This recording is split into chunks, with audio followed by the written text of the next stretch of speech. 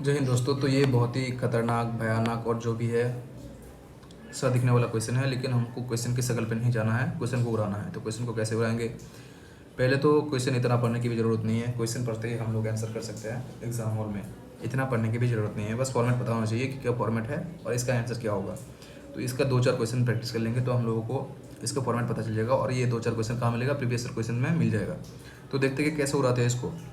तो यहाँ पे देखिए a⁻6 माइनस b⁻6 का होल क्यूब दिया हुआ है, यहाँ पे b⁻6 माइनस c⁻6 का होल क्यूब दिया हुआ है। तो आप लोगों को एक फॉर्मूला मैंने बार बार बताया और फिर भी बता देता हूँ, a plus b plus c अगर 0 है तो a cube plus b cube plus c cube क्या हो जाता है? इक्वल टू 3abc हो जाता है। ठीक है ना?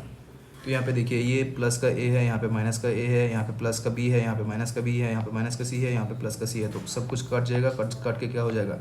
0 हो जाएगा। यानी कि इसकी जगह पे हम 3abc लिख सकते हैं।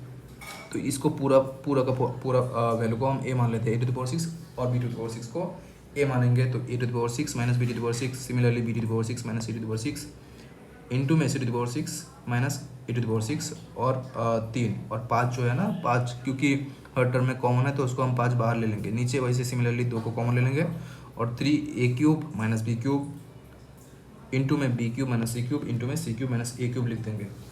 अब दूसरा जो फॉर्मूला है आपको पता होना चाहिए, a² माइनस b²। ठीक है, मैं पूरा a³ है जहाँ पूरा a³ को अगर मैं a मान लेता हूँ, ये जो पूरा का पूरा टर्म है अगर a मान लेता हूँ या फिर x को भी चीज़ मान लेता हूँ, तो आपको पता होना चाहिए एक और फॉर्मूला, x² माइनस y² का जो फॉर्मूला होता है वो x प्लस वाई इंटू में x माइनस वाई हो जाता है। ठीक है, तो इस फॉर्मूला के हिसाब से a³ minus b³ sorry a³ का स्क्वायर माइनस b³ का स्क्वायर कर सकते हैं ये वाला टर्म को। ठीक है, यहाँ पे देखिए पावर में 6 है ना, तो या 3 दुगुना 6 हो जाएगा पावर।